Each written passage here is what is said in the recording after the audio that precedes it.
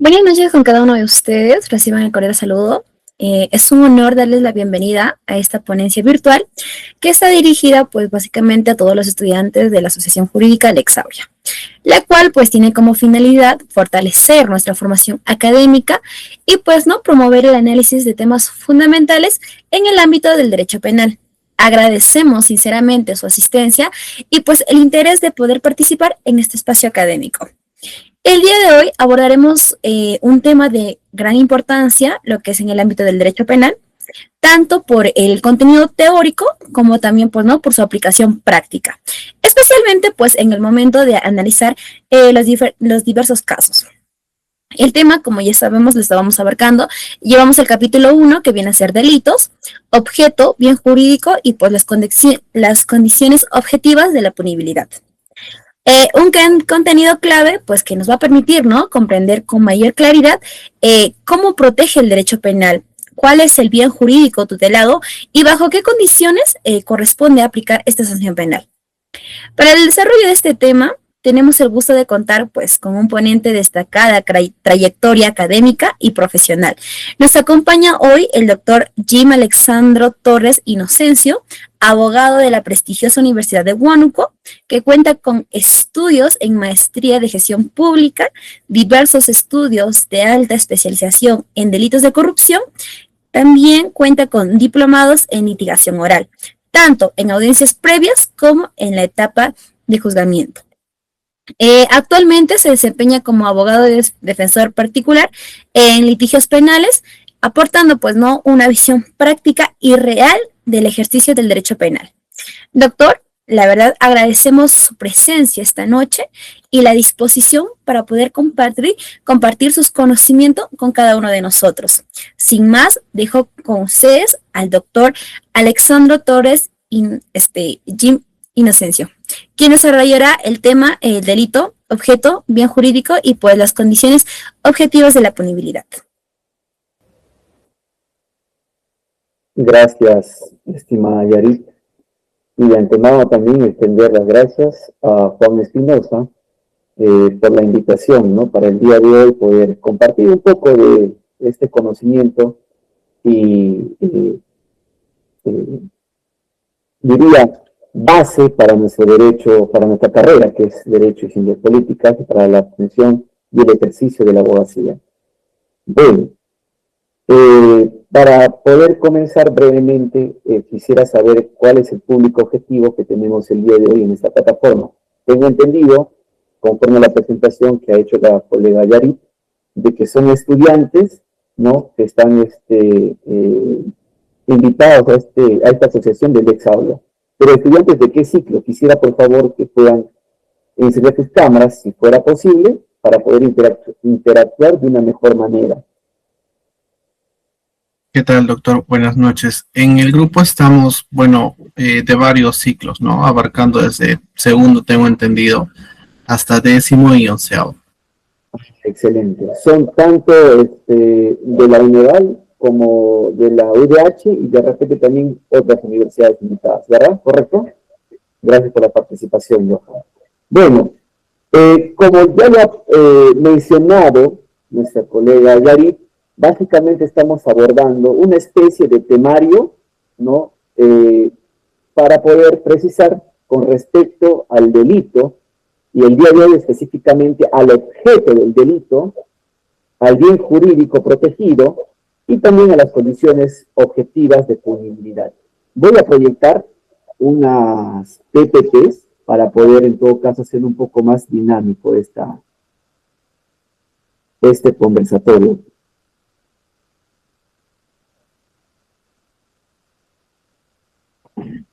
Sí se puede ver, ¿verdad? Me confirme, por favor, Juan, si se puede ver las PPTs. Sí, doctor, se puede visualizar el PPT. Ah, ya, excelente. Entonces, como tema principal de la noche, tenemos pues el objeto del delito. Aquí. Tenemos el objeto del delito. A ver, ¿quién de ustedes nos puede dar un alcance de manera general a lo que se nos viene a la cabeza respecto al objeto del delito? ¿Qué se nos viene a la cabeza cuando tenemos esa premisa? Buenas noches, doctor. La conducta típica.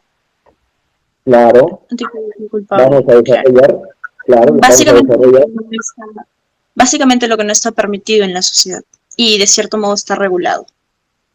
La conducta típica a lo que no está permitido en la sociedad, y esto está regulado, me dice, ¿verdad? ¿Regulado o cómo?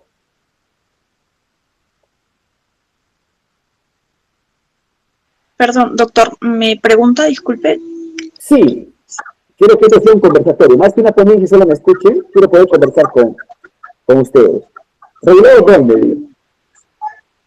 ¿Podría repetirlo, por favor? No logro escucharlo bien, lo escucho como un poco... Es una conducta típica que no está permitida y que está regulada. Y regulada, te digo, regulada, ¿dónde está regulada? En nuestro Código Penal, doctor. Excelente, Carla. En todo caso, cuando hablamos básicamente del delito, hablamos de materia penal. Nuestro principal pliego normativo, nuestra principal arma es el Código Penal y el Código Procesal Penal, así como las diversas casaciones o pronunciamientos del Tribunal Constitucional, ¿no? Y demás pliegos que siempre nos van a permitir encuadrar o verificar o dilucidar si un hecho es delito o no es delito, por qué es delito y por qué encuadra o por qué no encuadra, por qué se condenó o por qué se absolvió a una persona en un proceso, ¿ya? Entonces, de manera puntual,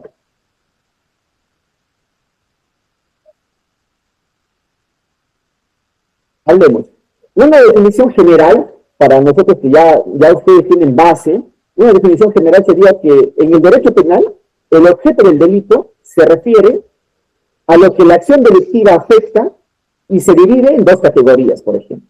Se divide en las categorías materiales y jurídicas. ¿Ya? En cuanto a las categorías materiales del delito, hay una diversidad de características o ejemplos que podemos tocar ahora. Una de las características del objeto material del delito es que este objeto, esta finalidad, recae siempre sobre una persona, ya sea sobre una cosa, un animal, o sobre alguien en particular, ¿entienden? O sobre un objeto, que también podría ser. Por ejemplo, Carla, la última que ha interactuado, por ejemplo, en un delito contra el patrimonio, ¿sobre qué recae el delito como tal, el objeto como tal? ¿Sobre qué recae? ¿Sobre la persona? En un delito contra el patrimonio, por ejemplo, ¿no? La sustracción de un celular. Te sustrae, hurto tu celular. Entonces va a recaer sobre tu celular, ¿correcto? Ahora, en el delito de lesiones, ¿sobre qué va a recaer? Sobre la integridad física de la persona, sobre una persona, ¿correcto? Entonces, de esa manera, estamos hablando del objeto material del delito. ¿Sobre qué recae el delito? Si es sobre una persona, sobre una cosa, ¿no? Ahí para que ustedes lo puedan anotar. Posteriormente, podemos pasar al objeto jurídico del delito. Ahora, ¿cuál es el objeto jurídico del delito? Una pequeña definición podría ser que es el bien protegido por la norma penal, es decir, el interés o valor social que el legislador quiere tutelar, ¿no? Cuando hablamos del objeto jurídico del delito, por ejemplo, cuando hablamos del delito de homicidio, ¿cuál sería el bien jurídico de este delito? Que está protegiendo, como tú me decías inicialmente, ¿no? Está regulado. ¿Qué se protege? ¿Qué está regulado para su protección? En el delito de homicidio. La vida, correcto, doctor. Correcto. La vida está, ¿no? Está siendo protegida como bien jurídico. Ya. Entonces, a ver, un poco más de interacción. Cuando hablamos del objeto material, estamos hablando sobre qué recae, sobre quién recae. Y cuando hablamos del objeto jurídico, estamos hablando de cuál es el bien jurídico protegido del delito. Ya se puede diferenciar eso, ¿verdad? A ver, otro ejemplo más. Por ejemplo, en el delito de falsificación, como se está proyectando acá en la diapositiva. El objeto es el documento físico que ha sido adulterado o creado falsamente, ¿sí o no? O sea, el objeto del delito, ¿sobre qué recaería?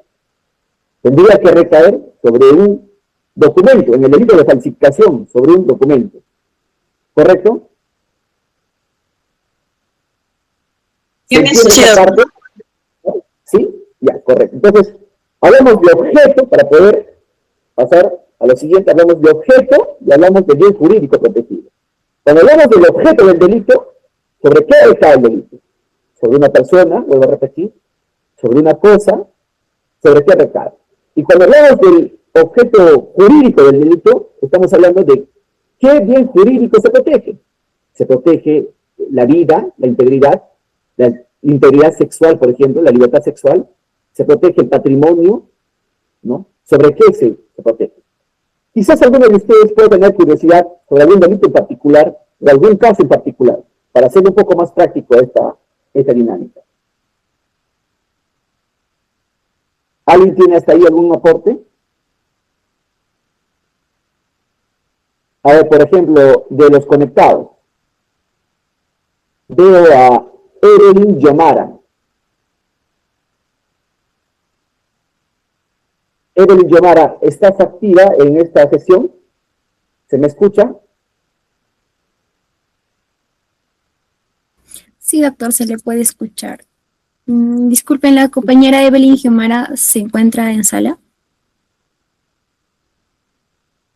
Me parece que no está en sala, pero bueno, sigamos avanzando en todo caso. Como ya se quedó claro en este aspecto, hay en el delito de peculado, por ejemplo, ¿no? ¿Qué es, en los delitos contra la administración pública, por ejemplo, peculado, cohecho, ¿cuál sería el bien jurídico protegido? Estaríamos hablando, por ejemplo, de una correcta administración del Estado, ¿no? De los bienes del Estado, porque es peculado, ¿ya? Entonces, hay que saber identificar. ¿Y sobre quién recae el peculado, por ejemplo? Recaería sobre los bienes patrimoniales del Estado, ¿no? Doctor, buenas noches. Entonces el objeto sería en la administración pública, ¿verdad? Claro, el objeto, estamos hablando sobre quién recae, sobre qué o quién. Palabra clave, ¿qué o quién recae? A ver, digamos que usted es gerente de la gerencia de desarrollo económico en la municipalidad de Huánuco. Y usted tiene a su disposición, digamos, una laptop, ¿ya? Y digamos que esta laptop que usted tiene a su disposición es única y exclusivamente para los usos funcionales de su cargo, y que esta inclusive, se le han dado con una directiva, una resolución, le han asignado a esta laptop, pero para que sea usado en una institución. Entonces, en el delito de peculado, si usted saca esa laptop de la institución, se la lleva a la universidad porque también es catedrático, y la usa para proyectar sus diapositivas con las cuales ejerce su cátedra, ¿qué estaría cometiendo? Peculado, ¿verdad? Podríamos advertir una posible infracción penal. ¿Y sobre qué recae en todo caso? ¿Cuál es el objeto? La laptop, doctor. Claro. ¿Y la laptop qué viene a ser del Estado? ¿Un patrimonio? Correcto. Entonces, en el delito de peculado, el objeto del delito es el patrimonio del Estado. Pero ¿quién es? Claro. Ahora, pero ¿cuál es el bien jurídico protegido? La correcta administración de estos bienes. ¿Se da cuenta? O sea, lo que quiero que se quede claro es eso, ¿no? ¿Cuál es el objeto y cuál es el bien jurídico protegido? El objeto, palabra clave, sobre quién o qué recae. ¿Qué o quién recae? El objeto. Y el bien jurídico protegido es ¿qué se protege? ¿Qué protege la norma? ¿Cuál es el nombre del compañero que está interviniendo? Sí, Jordan Kennedy, doctor. Jordan Kennedy. Kennedy, ¿verdad? Ya. En esa línea, Jorison. En un delito de lesiones, digamos que usted, ¿cuántos años tiene usted? 24, doctor. 24 años. Digamos que tu novia es muy celosa y tu novia te ve conversando con tu compañera de la facultad y agarre de frente viene a ti, de frente viene, te quita el celular, lo arroja el celular al piso, rompe el celular y no contenta de eso, te araña y te causa una lesión grave en el rostro. ¿Qué delitos había ahí, por ejemplo?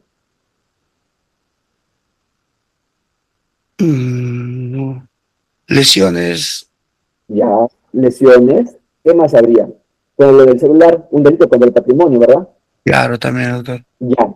Entonces, en ese orden, en el tema de lesiones, ¿cuál es el bien jurídico protegido? ¿Qué protege la norma con respecto a las lesiones? La integridad física, doctor. Exacto, muy bien. ¿Y quién es el objeto de ese delito? ¿Sobre quién ha recaído ese delito? Sobre mí, doctor. Sobre ti, ¿verdad? Entonces, ¿se entiende, sí, verdad? Sí, doctor, ahora sí, claro. Ya, excelente. Con el tema de tu celular, ¿cuál es el objeto de delito? ¿Quién es el objeto de delito? El celular es el objeto, doctor. Ya, sobre ese recaído. Y el bien jurídico, la propiedad. Claro, excelente, muy bien, excelente. Ya. Me parece que este tema ya quedó, ¿correcto? Correcto. Ya, entonces, cuando hablamos del objeto y cuando hablamos del bien jurídico protegido o el objeto jurídico del delito, ya sabemos, pues, ¿no? Sobre qué recae. Asimismo, existen otras denominaciones, se ha disgregado un poco más. Y también tenemos, por ejemplo, el objeto de la acción. En cuanto al objeto de la acción, es el elemento específico sobre el cual recae directamente la conducta típica. Por ejemplo, objeto de la acción. Dice el delito de homicidio, por ejemplo. El delito de homicidio dice el que mata a otro. ¿Cuál es el objeto de la acción? ¿Cuál es la acción? ¿Cuál es el verbo? ¿Qué se está cumpliendo? El que mata a otro. ¿Cuál es la acción? Matar. ¿Correcto? En lesiones, el que lesiona, ¿no? El que cause daño.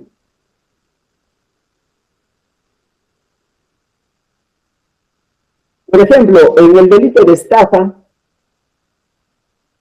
a ver, los demás que están conectados también, Liliana, Kenji, Tania, Jennifer, Johan, Jeffrey. Conversemos un poco sobre el delito de estafa, por ejemplo. ¿Cuál sería la acción en el delito de estafa? Estafar sería, doctor. Vamos a buscar en nuestro... ¿Tienen ahí un código penal a la mano? Ahorita. Sí, doctor, el 196.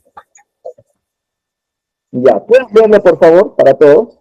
Ya, doctor, está bien. El que procura para sí o para otro un provecho ilícito en perjuicio de tercero, induciendo o manteniendo en error al agraviado, mediante engaño, astucia, ardid u otra forma fraudulenta, será reprimido con pena privativa de libertad no menor de 1 ni mayor de 6 años. Vamos a analizar juntos todas estas figuras, ¿ya? Hasta aquí tenemos objeto del delito, tenemos bien jurídico protegido y ahora tenemos objeto de la acción, ¿correcto? Vamos bien, ¿verdad? Ya. Analicemos poco a poco, por favor. Gerardo estaba leyendo, ¿verdad? Sí, doctor. Gerardo, a ver, dice, el que procura para sí o para otro. El que procura para sí o para otro. ¿Tiene alguna condición especial este delito de estafa? Digamos que seas alcalde, que seas funcionario, que seas gerente, que seas policía. ¿Algún oficio en particular o no? No. ¿Correcto? No tiene ninguna característica el que procura para sí o para otro. Puede ser cualquier persona. ¿Correcto? Un provecho ilícito, el perjuicio de un tercero. Y aquí viene, Ojo aquí, acá está el objeto de la acción. Dice, induciendo. ¿Qué estás haciendo? Estás induciendo o manteniendo en error al agraviado, ¿ya? Estás induciendo y manteniendo en error al agraviado. ¿Mediante qué? Engaño, astucia o ardid. Entonces, cuando vayan a defender, por ejemplo, si son abogados públicos, abogados defensores particulares, ya sean fiscales o alguna vez sean juzgadores, ¿no? Vamos a tener que analizar esta figura. El que procura para sí, Pepito engañó a la señorita Jennifer Betsy Prada, por ejemplo, que está conectada acá, y le dijo que en esta bolsita negra se encuentran pepitas de oro. Y le dijo, ¿sabes qué? Voy a la clásica, ¿no? La estafa clásica. ¿Sabes qué? No tengo dónde, se hacen pasar por personas de un bajo nivel académico, personas que ignoran nuestras reglas societarias, y agarran y dicen, no sabes qué, no tengo dónde cambiar esto. Y la avaricia, digamos, en este ejemplo hipotético de Jennifer dice, oye, yo te puedo dar un par de cienes y tú me das estas pepitas de oro. ¿Cuánto está ahorita el oro? El gramo, ¿cuánto está, por ejemplo? Está carito, ¿no? 300 y tantos, 400 y tantos en la joyería. Solo el gramo. Entonces, Betsy agarra y le dice, en vez de que vayas a la joyería y te paguen 250, 300 soles el gramo de oro, yo te voy a pagar, así, chinchín, 300 soles te voy a pagar. ¿Quieres o no? Acá tienes 10 gramos y tú le pagas tus 3.000 soles. Pero cuando se va a él a hacer el cambio, ya la joyería va a fundir el oro para hacerse un anillo o una cadena, por ejemplo, se da cuenta que no es oro. Ya salió estafada, ¿no? En ese aspecto, por ejemplo, tendrían ustedes que analizar todo el hecho para ver que si esta persona, ¿ya? Para sí o para otro, dice, ¿para quién fue el beneficio? ¿Fue para él o fue para otra persona? Digamos que fue para él. Va calzando, ¿correcto? Va calzando. Dice, procura un provecho ilícito. Claro, la conducta como tal, en perjuicio de un tercero. ¿En perjuicio de quién? De Jennifer. Mediante engaño, astucia, ardid u otra forma fraudulenta. ¿Qué ha usado acá, en este ejemplo que les acabo de dar? ¿Qué ha usado el señor para que pueda engañar a la señorita? Ustedes tienen que identificar ahí. ¿Fue engaño?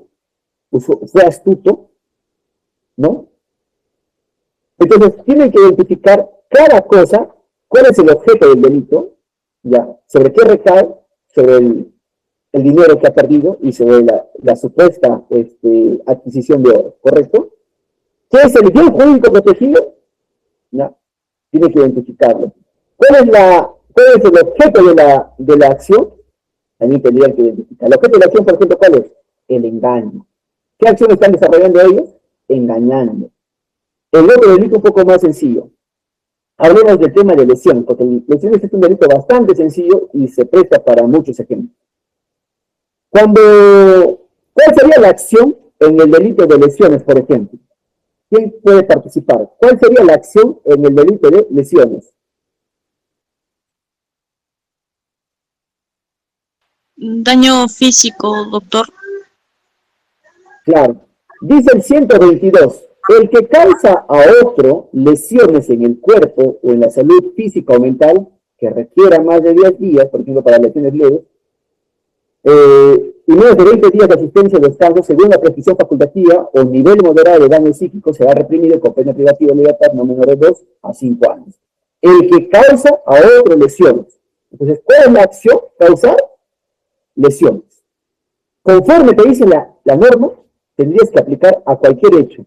Vaya a ser materia de denuncia, materia de persecución fiscal, materia de defensa por la parte del abogado o materia de juzgamiento por parte de un juzgador. En cualquiera de los roles que vayan a desempeñarse, tendrían que ver el hecho encuadra específicamente al delito. Que se pueda evidenciar el objeto de la acción, que es el verbo rector, qué es lo que estás haciendo, cuál es la acción que estás desplegando, pueda ver sobre quién recae ese delito y pueda también tenerse en consideración cuál es el bien jurídico protegido. Si hasta ahí el hecho denunciado o el hecho investigado o el hecho inclusive, porque hay, y esto es algo que deben saber y conocerlo, ya que esta asociación de Lex Aurea tiene como finalidad impartir conocimiento desde las bases, desde las canteras de la universidad. Entonces tienen que saber, y esta es una opinión personalísima, pero considero que es cierta, ¿ya? Tienen que saber que muchos abogados defensores se pueden equivocar al defender una causa. Muchos fiscales se pueden equivocar también al acusar, porque la lógica es sencilla. El fiscal siempre tiene la razón. Un fiscal adjunto, un fiscal provincial, quizás un fiscal superior, siempre tiene la razón. La lógica es sencilla, no siempre la tiene. ¿Por qué? Por la misma condición de ser humano, posiblemente, ¿no? Para el criterio que el señor o señora tendrá, podrá estar en lo correcto, pero no siempre tiene la razón, y les voy a decir por qué. Porque justamente existe un juez que va a determinar si las tesis que postula la fiscalía es correcta o no es correcta, o de repente acepto, ¿no?, la otra teoría del caso que ha traído o está postulando la defensa técnica. Entonces, si el fiscal siempre tuviera la razón, no habría, valga la redundancia, razón de la existencia de un juzgador. ¿Sí o no? Es correcto lo que estoy diciendo, porque si existe un juez, es porque no siempre tiene la razón. Si no, ya pues, señor fiscal, ya me está acusando, mejor ponerle una vez usted mismo. Ahora, ¿un juez tiene siempre la razón? Tampoco, con mucho respeto, ¿no?, a la investidura, tampoco, porque por eso existe la pluralidad de instancias. Si el juez de primera instancia se equivoca, ¿quién corrige? Una sala de segunda instancia. Y si esos tres jueces de la sala se equivocan, ¿quién corrige? La Suprema, ¿no? Una casación. Entonces, todos tendemos a tener quizás cierto error en algún momento. Pero, en resumidas cuentas, y volviendo al tema, al momento de defender el delito, al momento de perseguir el delito, al momento de absolver o condenar por un delito, en cualquier foro o participación, tendrían que tener en consideración el objeto del delito, que es base, sobre quién recae el delito, cuál es la acción que se ha desempeñado. Hasta acá estamos entendiendo, está bien, la dinámica está bien, se entiende, se comprende. Sí, doctor, todo claro. Sí, doctor. Ya, excelente. Gracias, muy bien. Ya. Y si quisiéramos ser un poquito más extensos,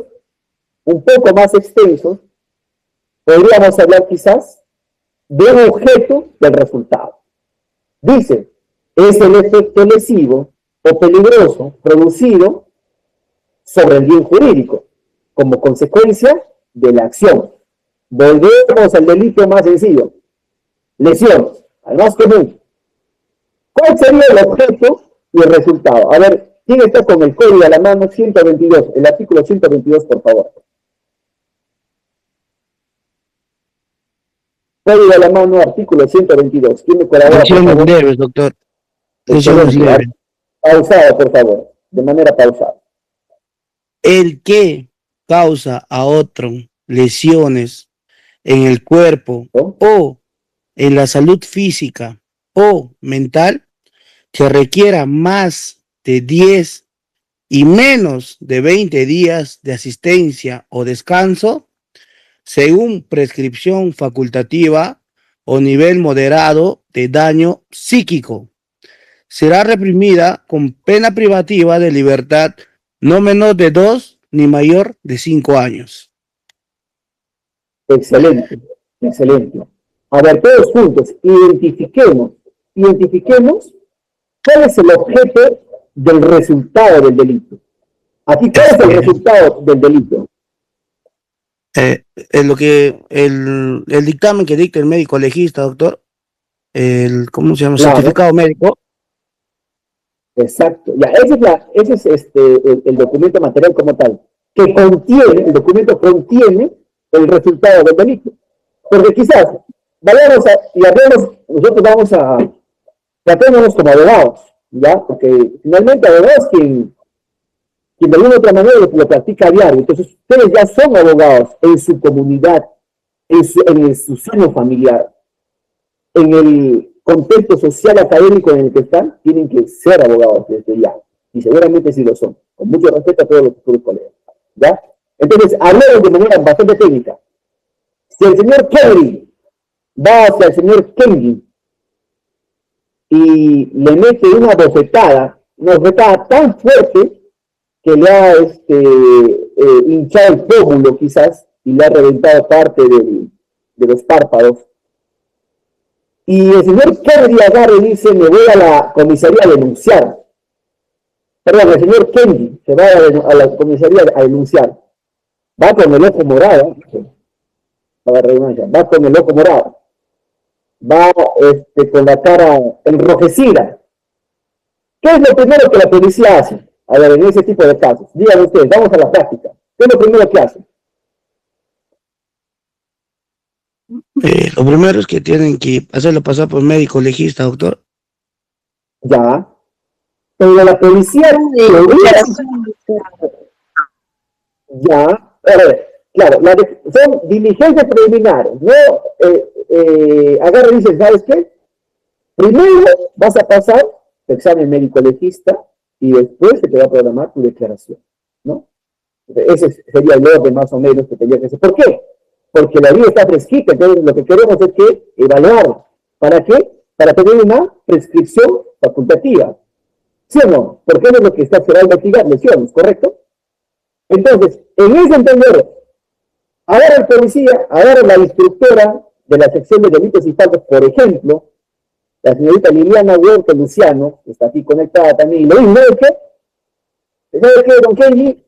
Acá está tu oficio, ves que a pasar acá el 28 de julio al médico legista tu examen médico legal, para que después con el resultado ya nosotros vamos a programar las diligencias. ¿Y qué pasa? Que si el señor Kenji en el Caribe dice, pucha, ¿qué me voy a quejar? No, ya, y se va. Pero ojo, ya quedó un acta, o ya quedó la denuncia registrada, perdón. Una denuncia ya quedó registrada.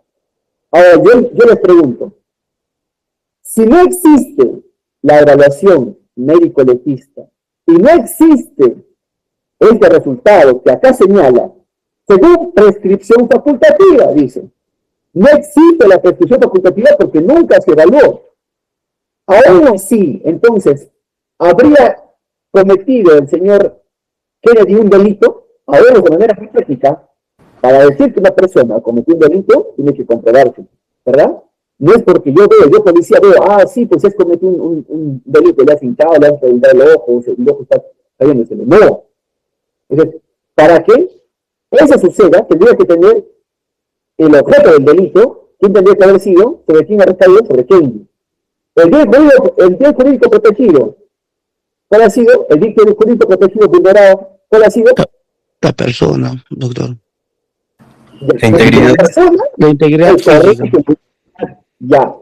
¿La acción cuál es? Causar lesiones. Excelente, causar lesiones. Pero todo esto no únicamente si es que no tienen el resultado del delito. O sea, ya está sobre quién ha recaído, la denuncia está sobre quién ha recaído, está qué le ha hecho, ha sindicado qué le ha hecho en la denuncia, y está cómo le ha hecho, ¿ya? Pero no tienen el resultado. Entonces, configura el delito como tal. Ese hecho podría condenarse y convertirse en una infracción a la ley penal. A ver, doctor, de manera personal creo que no, porque no habrían los elementos suficientes. En este caso, lo primordial que sería tener esos días que se requieren bajo la prescripción facultativa. Pasaría a ser una falta, entonces. Ya no sería delito. Está bien el razonamiento que estás usando, pero tengamos en consideración lo siguiente. Para que se considere falta, tendría que también tener el resultado médico legista. Y si en menos de 10 días, pero si ni siquiera ha pasado, esa causa tendría que archivarse. ¿Sí o no? Sí, doctor, porque como que yo tengo conocimiento que la sanción se dicta, o sea, se clasifica, ¿no? En level o más fuerte de acuerdo a cuánto es a cuántos días de descanso le otorga el médico legista al que haya sido lesionado, ¿no? De acuerdo a ese resultado es lo que la policía puede llevar a cabo las diligencias. Ya, y si no existe ese resultado, o sea, la policía dice, vamos a recoger el resultado al médico legista, y el médico legista avanza, suben al segundo piso. Acá no hay ningún resultado, ni no se ven a atender con el oficio tal, ni señor. No hay nada, dicen. Esa causa tendría que seguir algún rumbo, no tendría que seguir nada. Tendría que activarse.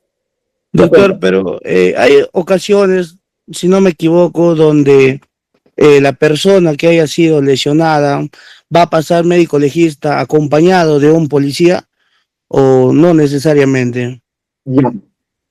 Ahora también vamos a salirnos un poquito de este tema estructural, básico, dogmático. Vamos a salirnos un poquito y vamos a ver un poco la realidad. ¿Ya? ¿Qué es lo que pasa?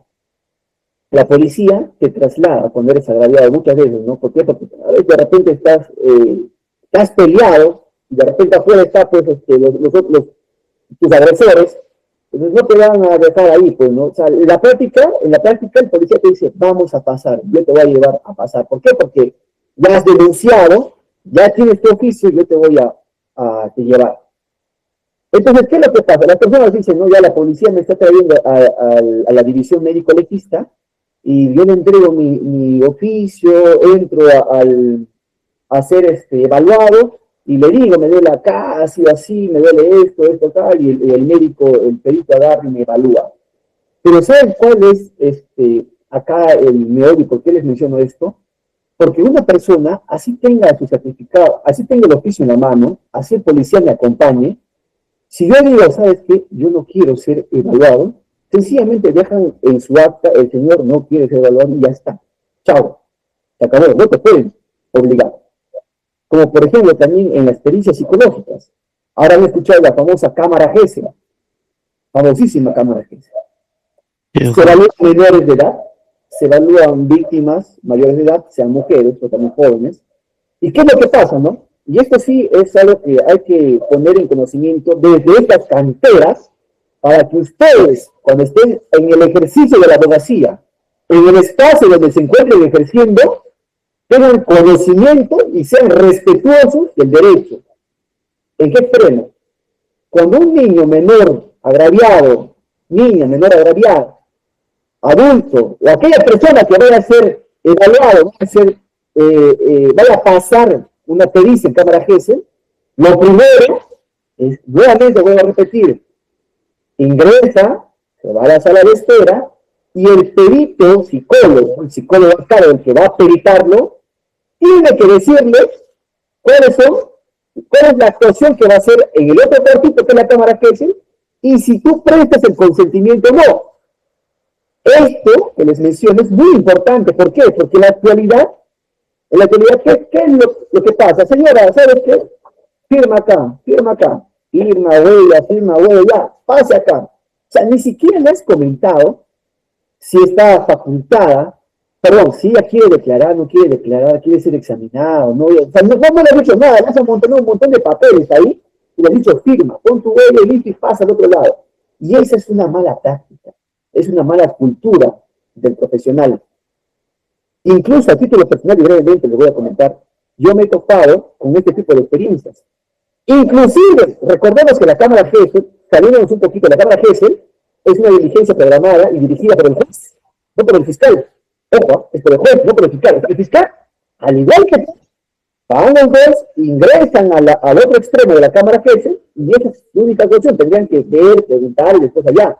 Pero el fiscal no puede entrevistarse, ojo, no puede entrevistarse con la persona que va a ser examinada. ¿En qué sentido? No puede decirle, oye, mira, hoy día tu cámara GESE, tú tienes que contar todo, tienes que contar todo. Y ahorita te vas a firmar unos documentos, firmas y pasas. Eso es imposible. Eso no puede ser, eso no puede pasar. Pero en la práctica yo lo he vivido personalmente.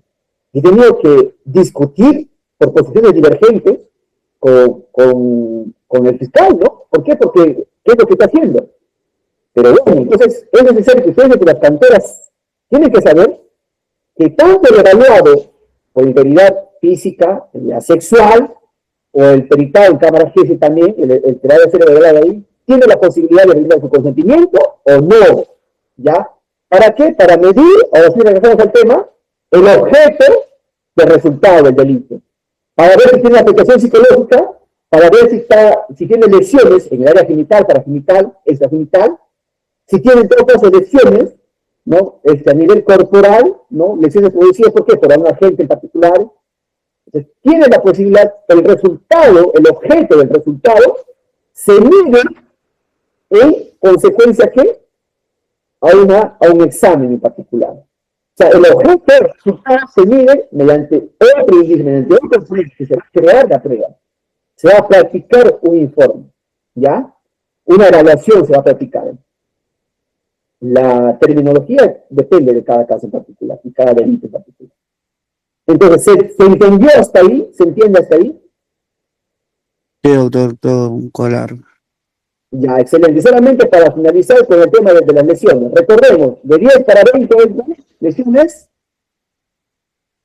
10 para no. De 10 a 20 lesiones. Leves, doctor. Leves. De 20 a más.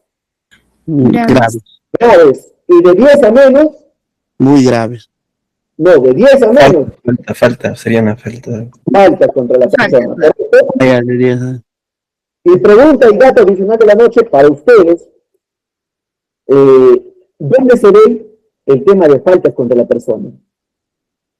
¿Quién es la autoridad correspondiente para ver ese tema, para abocarse a esa causa?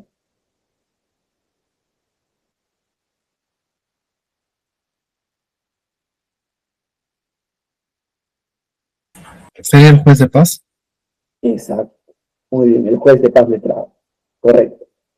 Entonces, si Fiscalía tiene un hecho, una denuncia, va, trae el certificado y dice menos de 10, tendría que derivar a paz letrado, salvo circunstancias en particular, que será materia de otra exposición, si así Dios lo quiere, y Juan tienen también la bondad de volver a invitarme acá a este foro. Para pasar con otro asunto, y de repente nos está quedando chico la hora. Vamos a hacer acá, vamos a evidenciar unas diferencias claves, ¿ya? Entonces, el objeto material, a ver, ¿quién me puede colaborar? Alguien que no esté participando todavía. A ver, alguna señorita que esté conectada. Carla, Evelyn, Jennifer. Sí, doctor. Carla, ya. Carla, a ver, ¿se ha entendido todo hasta este momento? Perdón, ¿cómo dice, doctor? ¿Se ha entendido la explicación hasta este momento, digo? Sí, le he entendido, doctor. Correcto, genial. Entonces, Participando también. el objeto material, ¿cuál es la definición clave? Básicamente recae en una persona o en una cosa. ¿Sobre qué o quién? ¿Correcto? Sí, doctor. Ya. Entonces, un ejemplo en el delito de ataque predicamento. En el delito de homicidio, ¿sobre qué recae? Sobre una persona, ¿no? Sobre el cuerpo de una persona. ¿Correcto? Ese es el objeto material. El objeto jurídico, ¿cuál sería el bien jurídico protegido en el delito de homicidio? La vida de la persona, doctor. Claro. ¿Y cuál es el objeto jurídico? ¿El valor social protegido por la ley, doctor? Claro, eso es lo que acá en la diapositiva aparece, ¿no? Dice el valor social protegido por la ley. Pero esto puede interpretarse. ¿Cuál es el bien jurídico protegido? Es la vida humana, ¿ya? En el delito de homicidio es la vida humana, es la definición como tal. El objeto de la acción, ¿cuál es? El objeto de la acción, por ejemplo, no hablemos de estafa, porque abajo dice, en la diapositiva dice estafa. Hablemos del mismo delito de homicidio. El objeto de la acción, ¿cuál sería? El que mata a otro, ¿correcto? La acción, ¿cuál sería? Matar, que haya matado, ¿correcto? Ya. Y el objeto del resultado del delito de homicidio. La muerte. El acta de defunción, doctor. Claro. ¿Cómo podemos un acta de Defunción. Pero la muerte en realidad, ¿no? Ese es el objeto. Perdón, ¿cómo acabó el resultado? Y el resultado se mide con qué? Con el acta de defunción. como usted lo ha mencionado. Entonces, respecto al objeto del delito, con todo lo antes mencionado, me parece que ya ha quedado claro ese tema, ¿verdad? Ya. A ver, para las condiciones objetivas de la punibilidad, no he preparado una diapositiva, ahí sí les pido las disculpas del caso. Bueno, el trabajo en estos días, en este mes, ha arrancado bastante fuerte, así que me he hecho un espacio. De todas maneras, espero que se esté aprovechando esta disertación, este conversatorio con ustedes. Estoy muy gustoso que estén interactuando, pero les voy a repetir, creo que en este apartado, que son las condiciones objetivas, quisiera que tomen mucha más atención porque no hay material gráfico para ello, ¿ya? Las condiciones objetivas de la punibilidad, vamos a, ya, cerramos el primer tema, ahora empezamos con otro tema. Condiciones objetivas de punibilidad. ¿Qué dice? Algo bastante breve. En el derecho penal peruano se señala, las condiciones objetivas de punibilidad son los elementos externos de un hecho punible. Por ejemplo, tenemos a la tipicidad objetiva. ¿Esta a qué se refiere? ¿Quién me puede colaborar con eso? ¿Qué es tipicidad objetiva? A ver, por ahí Google, por ahí alguna IA, con nuestras herramientas, que son las herramientas que vamos a usar cuando ya estén haciendo también, así que no hay prejuicio con ello, ¿eh? ¿Qué es la tipicidad objetiva?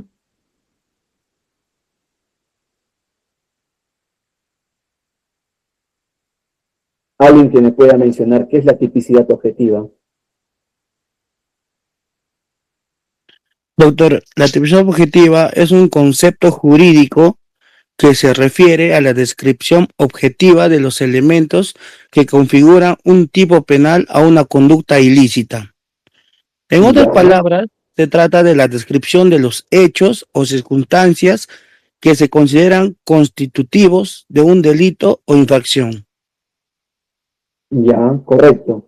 Entonces, estamos hablando básicamente, y ahí ya, miren, este apartado es base, ¿no? En el derecho es base, pero créanme que sí lo vamos a usar en el campo penal, al menos, ¿no? El cual estamos desarrollando esta disertación, que es netamente penal, pero lo vamos a usar porque, miren, les comento, en las fases del proceso penal, en las etapas del proceso penal, a ver, ¿quién me dice las etapas del proceso penal?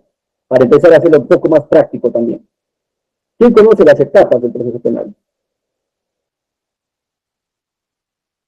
Doctor, etapa preliminar, etapa intermedia, juicio oral y la apelación. Ya. Un proceso penal tiene 3 etapas. Es la investigación preparatoria, que tiene como fase investigación preliminar y la investigación preparatoria formalizada, pero una sola, la primera es investigación preparatoria. La segunda es una etapa de intermedia, una etapa intermedia. Y después es el juzgamiento. Díganme ustedes, ¿qué se hace en la primera etapa de investigación preparatoria? Recabar elementos de convicción, doctor. Excelente, Gerardo. Recabar elementos de convicción, ¿para través de qué? ¿De una investigación? Claro, la investigación te sirve para recabar elementos de convicción, recabar pruebas. ¿Para qué? Para luego pasar a la siguiente etapa. ¿Qué se hace en la etapa intermedia? El filtro, doctor, es una especie de filtro, pues, de revisión de la acusación. Ya. El control de la acusación, doctor. Excelente, el control de acusación. ¿Qué tipo de control se hace en la etapa intermedia? Vamos bien, ¿ah? Formal y sustancial, doctor. Excelente, formal y sustancial. ¿En qué consiste el control formal? Ese está el 349, creo, me parece, doctor, del Código Procesal Penal. Me parece.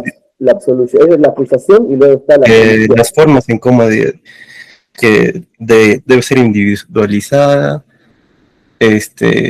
respecto a la pena, creo, tendré que revisarlo, pero me parece que está el 349 y el 350. Sí, los dos tienen que ver con la acusación y con la absolución de la acusación. Ajá, sí, ajá. El 349 es la acusación. ¿Qué tiene que tener? ¿Qué tiene que hacer el fiscal? Del 350 es que puede hacer frente a eso, ¿ya? Entonces, en este control formal, y por qué les digo que está íntimamente relacionado, porque dice, ¿no? Tipicidad objetiva. Un ejemplo sencillo. En el artículo 106 del Código Procesal Penal se define, dice, el homicidio como el que mata a otro. ¿Ya? Si alguien causa la muerte de otra persona de manera intencional, su conducta encaja con los elementos del tipo penal del homicidio. Entonces, esta tipicidad objetiva se va a convertir después en los hechos en materia de acusación, y en el control formal tú vas a decir, el que mata a otro, dices, ¿no? Mi cliente mató a otro. Ya. ¿Cómo mató a mi cliente? ¿Por qué mató, según tú? ¿Dónde lo mató? ¿Cómo lo mató? Ya. Entonces, ahí estamos hablando de las observaciones en la fase ya de observación formal, pero tiene mucho que ver. ¿Por qué? Porque si no está, o sea, si el hecho no se encuadra a la norma, lo que estudiábamos anteriormente, hace un momento atrás, no se encuadra a la norma, no existe tipicidad objetiva. Si no existe tipicidad objetiva, no existe imputación objetiva. No existe imputación objetiva, cabe, por ejemplo, un sobreseimiento, ¿no? O una excepción de procedencia de acción. Chao, caso. Murió el caso. Puede morir en etapa intermedia del caso. Entonces, esta es la base. Después se va complementando, finalmente, para llegar a ejercerlo, ver, controlar, participar de las etapas de manera activa. ¿Ya? Luego está, en este aspecto de las condiciones objetivas, acá sí voy a ser bastante breve, recuerdo que tengo una reunión más tarde. Estamos hablando de la lesividad o antijuricidad. Brevemente, implica que la conducta cause daño o pone en peligro un bien jurídico tutelado por la ley y no cuente con una causa de justificación alguna. Por ejemplo, ¿cuál sería una causa de justificación en un proceso penal? Una causa de justificación, la más famosa, la más conocida es la legítima defensa. Claro, una legítima defensa, ¿no? Porque si yo me defiendo, estoy justificando, ¿no? Estoy repeliendo el daño que me estás haciendo. Es natural. E inclusive esta causa podría ser exculpación, ¿no? Agarramos, Gerardo y Jim Torres se encuentran en la Uneval. Gerardo agarra y me dice, ¿sabes qué? Oye, abogado, ¿sabes qué, Jim? A mí no me ha gustado tu disertación y la próxima que hables así yo tengo que meter un pepazo. Es más, ahorita lo hago. Saca su arma, y antes de que saque su arma, yo estoy con Juan al lado mío. Y Juan agarra y le enfría a Gerardo. Ahí Juancito habría matado a una persona, ¿sí o no? Consciente, ¿sí o no? Es evidente, el muerto está tirado ahí. Pero eso tendríamos que alegar, claro, defensa, todo, pero tendríamos que hacer ver que esta ha sido en legítima defensa. No quizás por su integridad, sino por mi integridad. Máxime si Gerardo en particular ya tenía amenazas hacia mi persona por medios escritos, electrónicos, o máxime también si Gerardo pues tuviera un antecedente quizás, o sería una persona que esté inmersa en un proceso de un delito relacionado, o estaría buscado por un delito en particular. Entonces, hay indicios que corroboran que Gerardo puede haber afectado el gatillo o no, sí. Y si Juan no intervenía en ese momento, yo hubiera muerto o no, sí. Entonces, eso es una causa de justificación también, causa de exculpación de la responsabilidad penal, y por ende habría antijuricidad, y por ende el delito se acabaría por, como el nombre le dice, ¿no? Por justificar y por no tener punibilidad. Me gustaría ser un poco más extenso y espero que en la próxima sesión podamos compartir mucho más, si así lo tiene bien Juan de invitarnos bonadosamente para una próxima clase, y si ustedes también tuvieran la amabilidad de seguir apreciando y practicando y leyendo y estudiando nuestro tan amado derecho, nuestra tan amada carrera, que estoy seguro que están próximos ya a ejercerlo como tal, ¿no? Les vuelvo a repetir, y para culminar mi intervención, gracias nuevamente a la Asociación Lex Aurea, gracias a Juan, gracias a la señorita que nos ha precedido en la presentación, gracias a ustedes por su intervención y por su interés en el derecho. El derecho y los conocimientos son para compartir. Si alguna vez ustedes se topan con una persona que no les quiere explicar, esa persona es una persona frustrada, una persona envidiosa, ¿no? Entonces ustedes, lo poco que conozcan, compartan.